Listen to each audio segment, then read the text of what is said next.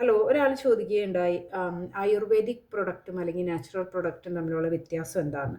അപ്പോൾ അങ്ങനെ ചോദിക്കുകയാണെങ്കിൽ നമുക്ക് പറയാം, ആയുർവേദം എന്ന് പറയുമ്പോൾ ഒരു പല കാര്യങ്ങളും ഒരു ഡോക്ടറുടെ അടുത്ത് നമ്മളൊരു നമുക്ക് പ്രത്യേകിച്ച് സ്കിന്നിനൊരു പ്രോബ്ലം ഉണ്ടായിട്ട് ഡോക്ടറുടെ അടുത്ത് പോകുമ്പോൾ അവർ ഒത്തിരി കാര്യങ്ങൾ നമ്മുടെ ശരീരത്തിലെ ഒത്തിരി കാര്യങ്ങൾ ചെക്ക് ചെയ്തിട്ട്, പ്രത്യേകിച്ച് 3 ദോഷാസ് എന്നൊക്കെ പറയണത് ഞാൻ കേട്ടിട്ടുണ്ട്. അതൊക്കെ ചെക്ക് ചെയ്തിട്ടൊക്കെയാണ് അവർ തരുന്നത്. അതുപോലെ തന്നെ പ്ലാന്റുകളിൽ നിന്ന് എടുത്ത് അത് എത്രയോ പ്രാവശ്യം അതിനെ തിളപ്പിച്ചും അല്ലെങ്കിൽ വറ്റിച്ചും ഒക്കെ എടുത്ത് ഡയറക്റ്റാണ് അത് ആ സാധനം.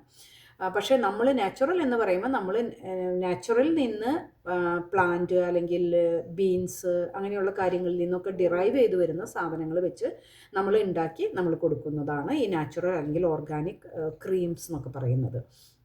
ഇനി ഈ ആയുർവേദിക് സെൻറ്ററുകളും ഇപ്പോൾ ക്രീമുകൾ സെല് ചെയ്യുകയാണെങ്കിൽ ഓഫ് കോഴ്സ് അവരിത് നമ്മൾ ഉപയോഗിക്കുന്ന ഇൻഗ്രീഡിയൻസ് തന്നെ യൂസ് ചെയ്യണം. കാരണം എന്ന് വെച്ചിട്ടുണ്ടെങ്കിൽ എമൾസിഫയേഴ്സ് പ്രോസസ്സ് ചെയ്താൽ മാത്രമേ ഒരു എമൾസിഫയർ ഉണ്ടാകുന്നുള്ളൂ, അല്ലാതെ ഒരിക്കലും ഉണ്ടാകുന്നില്ല.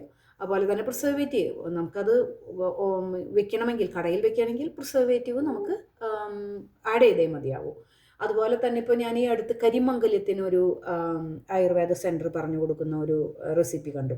അപ്പോൾ നമ്മൾ നാച്ചുറലായിട്ട് ഉണ്ടാക്കിയെടുക്കുന്നവർക്ക് അത് വേണമെന്ന് വെച്ചിട്ടുണ്ടെങ്കിൽ ആ രീതിയിൽ നമുക്ക് ഉണ്ടാക്കിയെടുക്കാം. എക്സാമ്പിൾ പറയുകയാണെങ്കിൽ അവർ പറയുന്നത് ഉലുവ, നല്ല ഉലുവ കറ്റാർ വാഴ ഫ്രഷ് ജ്യൂസിൽ അത് സോക്ക് ചെയ്തിട്ട് അത് കിളുത്ത് വരുമ്പോൾ, സ്പ്രൗട്ട് ചെയ്ത് വരുമ്പോൾ അത് നന്നായിട്ട് തൈരിൽ അരച്ചെടുക്കണമെന്ന്. അപ്പം നാച്ചുറലായിട്ട് നമ്മൾ പോവുകയാണെങ്കിൽ അതിലുള്ള ലിമിറ്റേഷൻസ് എന്ന് പറഞ്ഞു കഴിഞ്ഞിട്ടുണ്ടെങ്കിൽ ഈ കറ്റാർ വാഴ ജ്യൂസ് നമ്മളിതിൽ വെച്ചു, ഓക്കെ കറ്റാർ വാഴ ജ്യൂസ് ഓക്കെ നമ്മൾ ഫിൽറ്റർ ചെയ്ത ജ്യൂസ് എടുക്കുക, അത് പ്രിസർവ്ഡ് ആണ്. പ്രിസർവ് അല്ലാത്ത ജ്യൂസ് വേണം എടുക്കാം. പ്രിസർവേറ്റീവ് ഉള്ള ജ്യൂസിൽ നമ്മൾ ആഡ് ചെയ്ത് വെക്കുകയാണെങ്കിൽ അത് മുളയ്ക്കാൻ ബുദ്ധിമുട്ടാണ്. അപ്പോൾ ഫ്രഷ് ജ്യൂസിൽ നമ്മൾ ആഡ് ചെയ്ത് വെച്ചു, അത് മുളച്ചു, ഓക്കെ.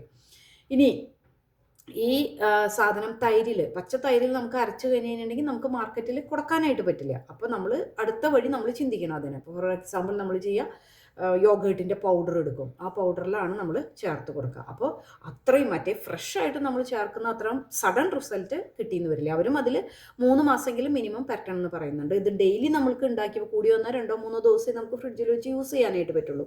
അപ്പോൾ നമുക്കിപ്പോൾ ഡെയിലി മോർണിംഗും ഈവനിങ്ങും യൂസ് ചെയ്യണമെന്ന് പറയണോ, അങ്ങനെ യൂസ് ചെയ്യണമെന്ന് വെച്ച് കഴിഞ്ഞിട്ടുണ്ടെങ്കിൽ നമുക്ക് ഈ പറഞ്ഞ പോലെ ഇതുപോലെ ചെയ്തെടുത്താലേ നമുക്ക് പറ്റുള്ളൂ. അപ്പോൾ ഇതാണ് ഇത് രണ്ടും തമ്മിലുള്ള ഡിഫറൻസ്. ഈവൻ ആയുർവേദിക് സെൻറ്റേഴ്സ് ആയാൽ പോലും ഞാൻ പറയുന്ന പോലെ ഈവൻ ഒരു കറ്റാർവാഴയുടെ ജ്യൂസ് അല്ലെങ്കിൽ കറ്റാർവാഴയുടെ ജെല്ല് കൊടുക്കുകയാണെങ്കിൽ അവർ ഓഫ് കോഴ്സ് ആ ജെല്ലിൽ പ്രിസർവേറ്റീവ്, എക്സ്ട്രാക്റ്റ് അല്ലെങ്കിൽ കറ്റാർവാഴയുടെ അലോവേര പൗഡർ ഇതൊക്കെ യൂസ് ചെയ്തിട്ട് തന്നെയാണ് അവരും ഉണ്ടാക്കുന്നത്. അതിൽ ഡിഫറൻസ് ഒന്നുമില്ല.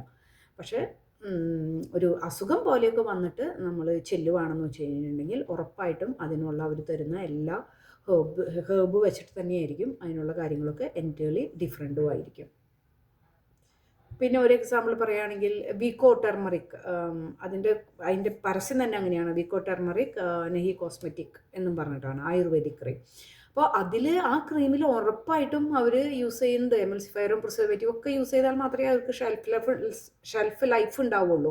പക്ഷേ നാച്ചുറലായിട്ട് ഉപയോഗിക്കുന്നതിൽ നമ്മൾ ഇതുപോലെയുള്ള ഓയിലുകൾ, ഇങ്ങനെയുള്ള ഓയിലുകളൊക്കെ നമ്മൾ ഉപയോഗിക്കുമ്പോൾ അത് പലപ്പോഴും സ്കിന്നിന് ചേരാതെ വരുന്നു. അപ്പോൾ അതുകൊണ്ടാണ് മിക്കവാറും വീക്കോ ടെർമറിക് ഇതിൻ്റെ വീക്കോയുടെ ക്രീം ഉപയോഗിക്കുമ്പോൾ പലർക്കും മോക്കുരു വരുമെന്ന് നമുക്ക് കേട്ടിട്ടുണ്ട്. കാരണം ചിലവർക്ക് പെട്രോളിൽ നിന്ന് ഡിറൈവ് ചെയ്ത് വന്നിരിക്കുന്ന ഓയിലേ ചിലവർക്ക് പറ്റുള്ളൂ.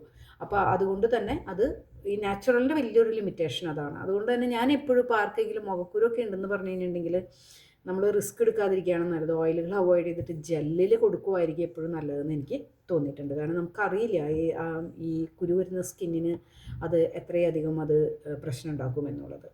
വേറൊരു വീഡിയോയുമായിട്ട് വീണ്ടും കാണാം. ബൈ.